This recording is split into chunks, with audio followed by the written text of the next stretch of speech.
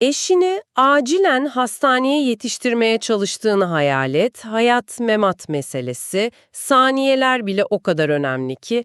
Arabadasın, gaza basıyorsun ama aniden bir polis barikatı yolunu kesiyor. Ve önündeki o devasa bulvar tamamen boş, değil mi? Aynen öyle. Tek bir araç, tek bir insan yok ama geçmene izin verilmiyor. Neden biliyor musun? Güvenlik falan diyorlardır kesin. Çünkü 4 saat sonra ülkenin başkanı o yoldan geçebilir. Belki. Yani sadece bir ihtimal.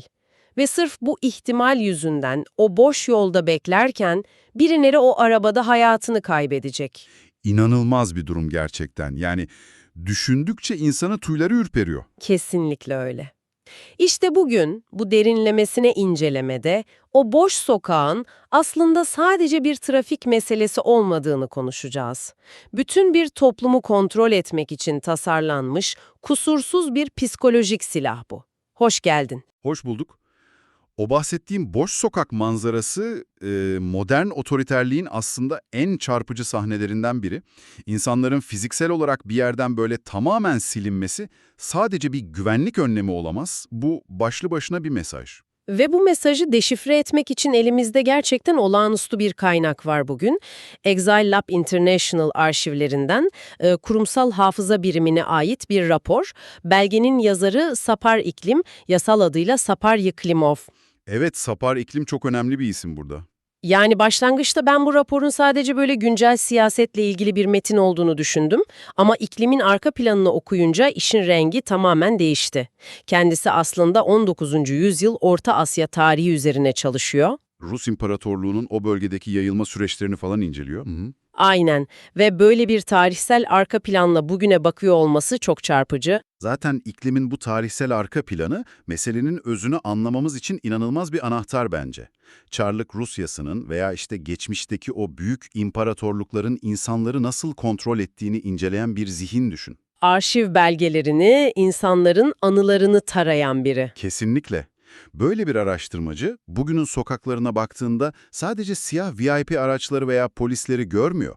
O iktidarın yani gücün ve itaatin yüzyıllardır değişmeyen o görünmez çarklarını görüyor.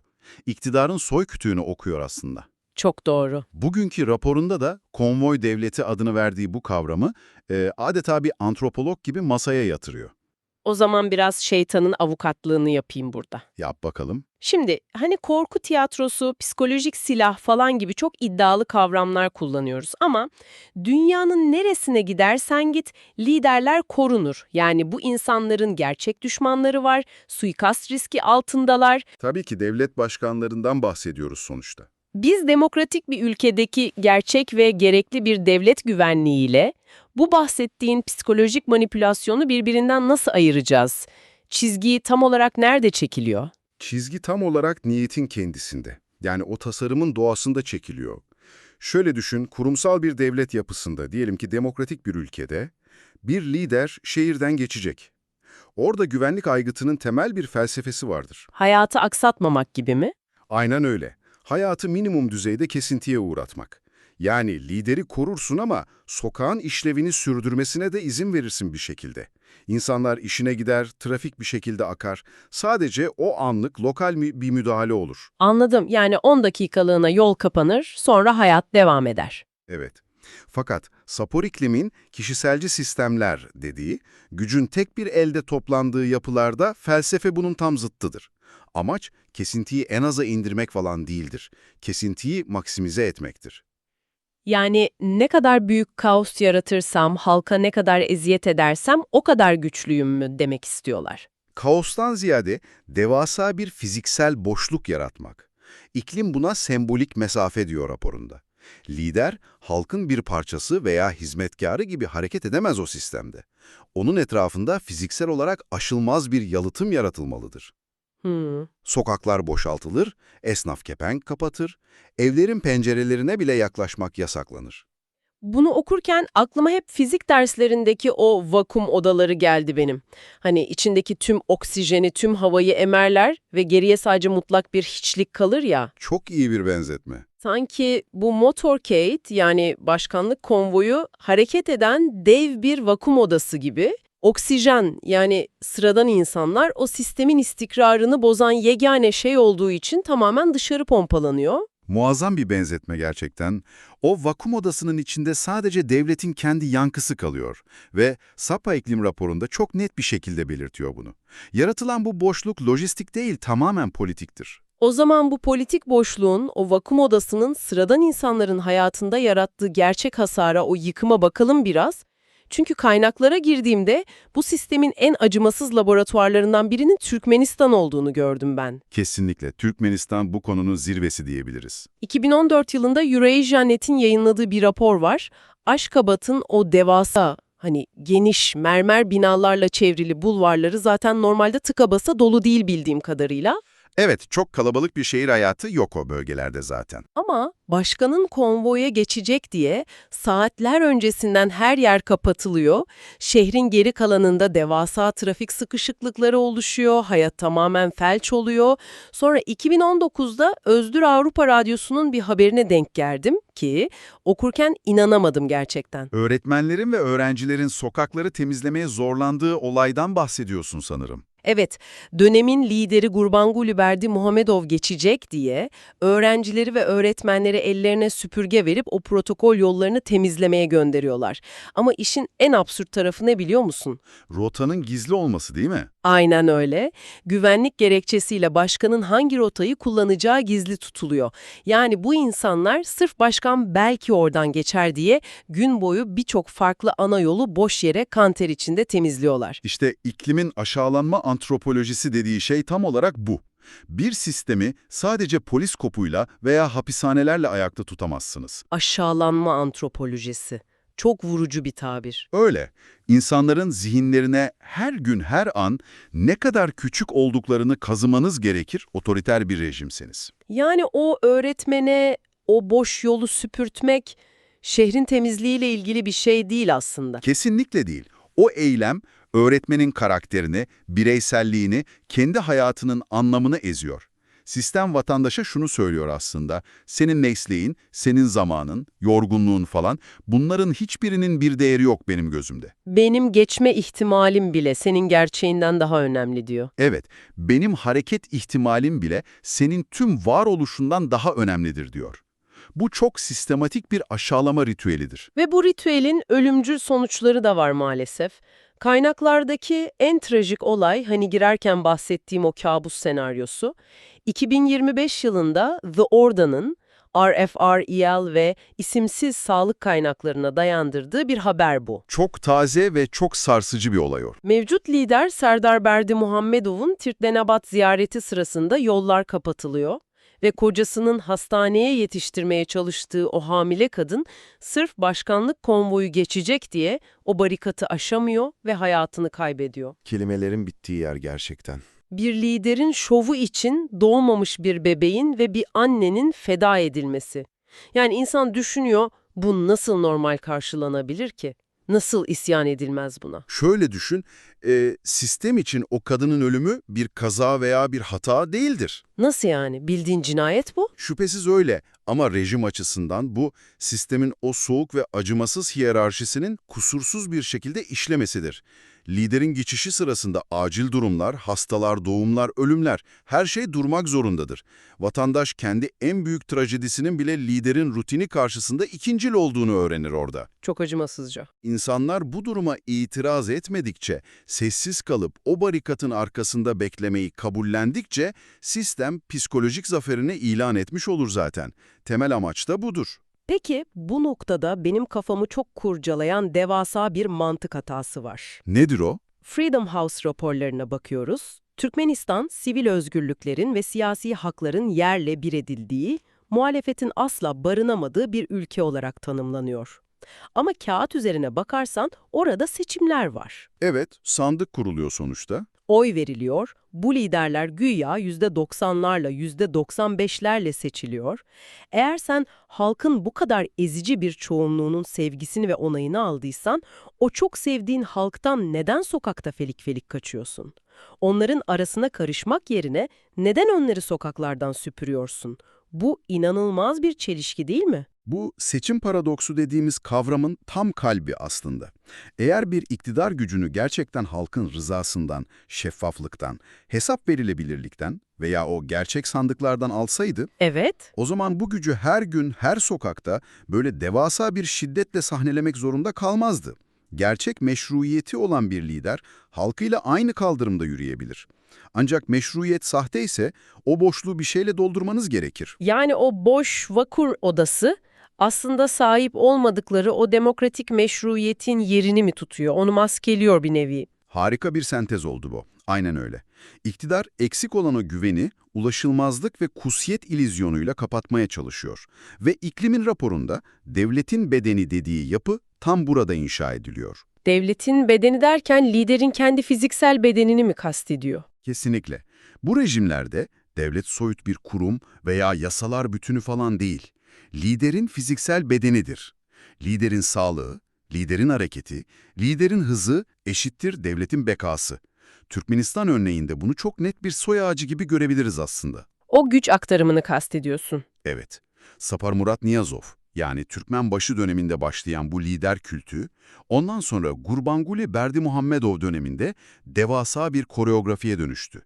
Ve şimdi de oğlu Serdar Berdimuhamedov'la The Times of Central Asia'nın Dachau ziyareti haberinde de gördüğümüz gibi günler öncesinden boyanan evler, yığılan polislerle aynı yapısal mantıkla devam ediyor. Bu da bize bunun böyle tuhaf bir diktatörün kişisel kaprisi falan olmadığını gösteriyor aslında. Aktörler değişiyor ama senaryo ve o kapalı yollar hiç değişmiyor. Bu sistemin kendi DNA'sına kodlanmış bir şey. Yapısal bir zorunluluk haline gelmiş durumda.